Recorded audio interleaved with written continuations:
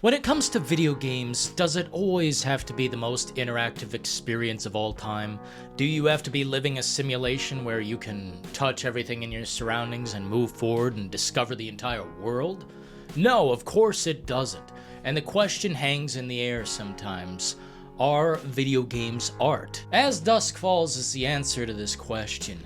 It's a narrative-driven story with choices that will bend you in different directions, leading the narrative tale into crazy directions. This one has quite a few choices that you make that will be different from the other players, significantly different at that. It's something you can talk about with your friends afterwards and be like, hey, what did you do when this happened? Wait, how did you continue the story if you did this? And once you see what happens throughout the story of As Dusk Falls, you'll definitely understand that this game is worth it to those who want a narrative-driven experience, something that's actually meaningful in the regard of a storytelling situation, not just aim down the sights and run forever forward, fighting every alien entity that is in front of you.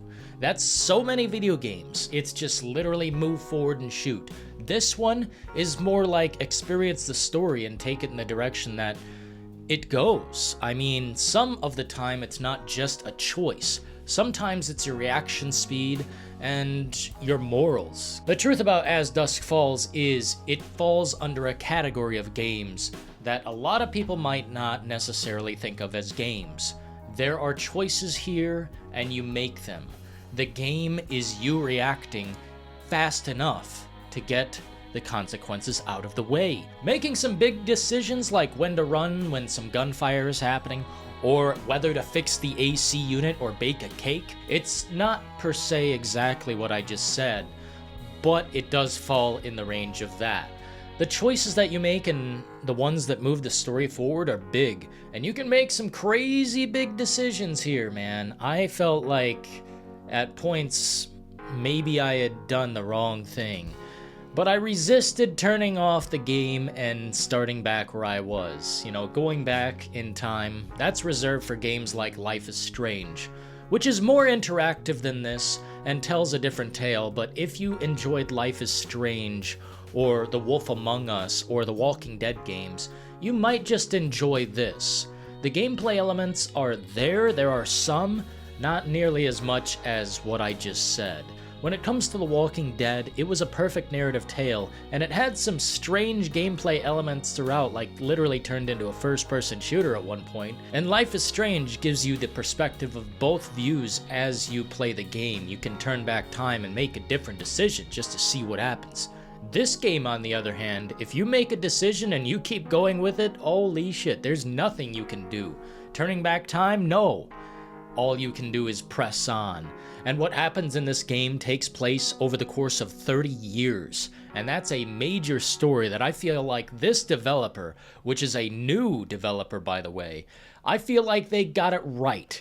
This is a great first game. This is a great premiere project. I am happy to pay for As Dusk Falls. It's on Game Pass, but I tell you what, I would definitely pay for it regardless. To support the developer is to move things in the right direction. You want to see games that actually take it to the next level?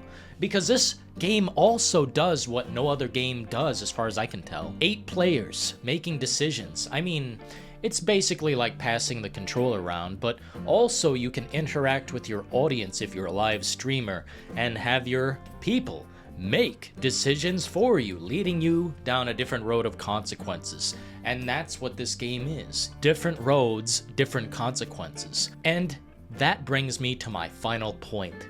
It's worth replaying to see what would have happened the other way. I like the setup, I like the UI, I like the writing, I like characters within the story, and the events are pretty intense.